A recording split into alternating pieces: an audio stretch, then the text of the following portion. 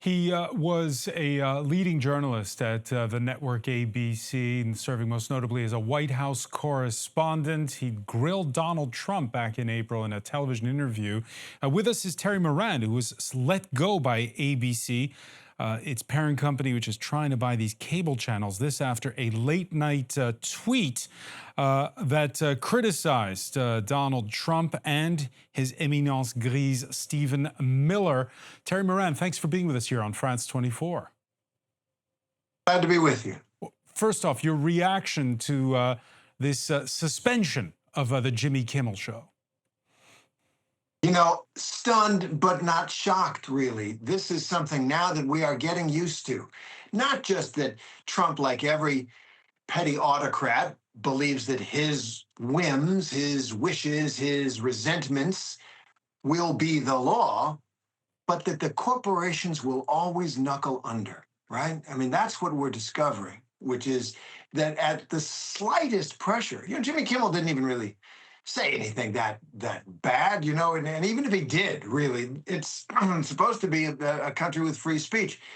But the corporations fear for the bottom line, for the dollars, and they collapse at every breath of anger from Donald Trump. And that's what happened here. Is this something new? Yes. Yes, this is something new.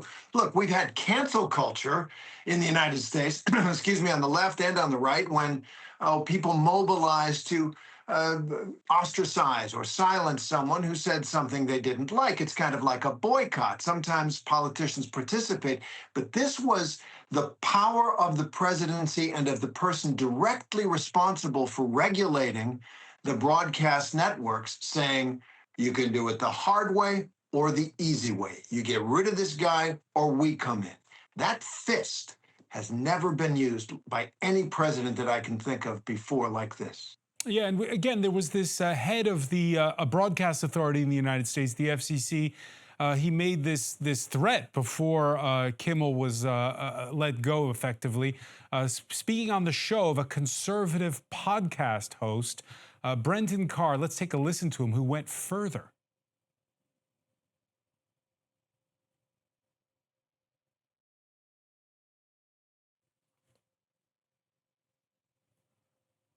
All right, this is the clip that was played earlier by that we showed you earlier. He goes on to list basically all the scalps he's had, including yours, Terry Moran.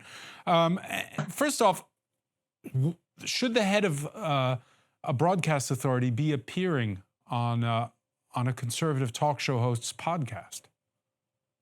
Well, I mean, podcasts are a new form of communication. I don't mind that. He doesn't have any jurisdiction over them. The odd thing is that the Federal Communications Commission was set up in the 1930s.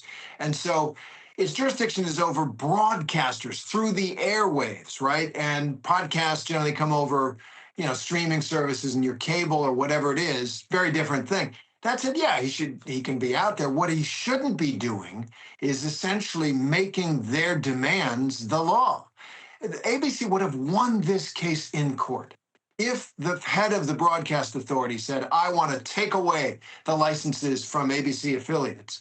The first one would have gone to court and say he made a joke that maybe he didn't like. That is not the power of the broadcast authority of the president of the United States. But that broadcast authority would have had the authority to shoot down this deal to buy television stations that it's looking for.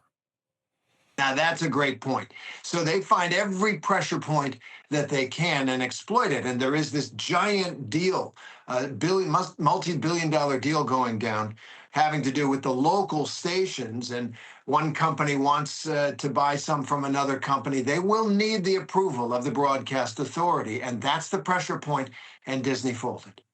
Terry Moran, you've been a war correspondent, a White House correspondent. You've been all over the world.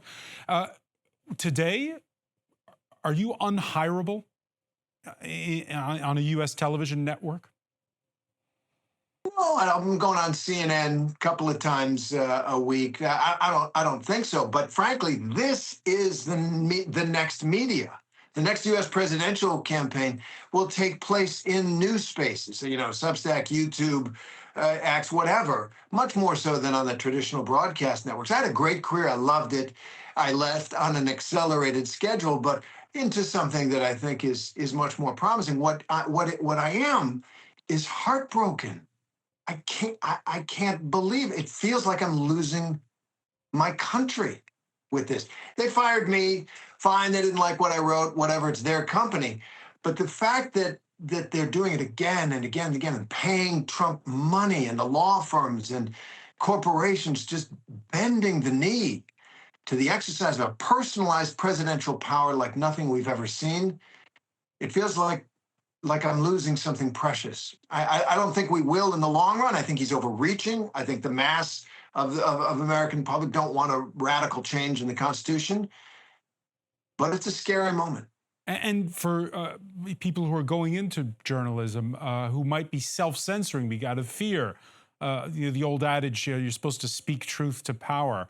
For them, is this reversible, what's happening now? Or has the United States crossed a point of no return? I don't want to say that the United States has crossed a point of no return. I don't believe that. But the combination of oligarchical power in media and in social media and a movement, the Trumpist movement, which is trying to centralize power in themselves and make it impossible for the other side to win again. We've seen this again and again around the world. That's where we are. But I don't think they win at the end of the day. At the end of the day, the mass of Americans, the great muddled middle of this country, doesn't want a radical change. They want pragmatic policies that will help them live better. This is a vengeance tour by people who've been angry at the media over the years. And Trump is just the guy to do it for them.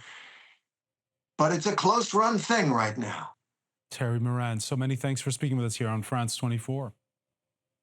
Thank you.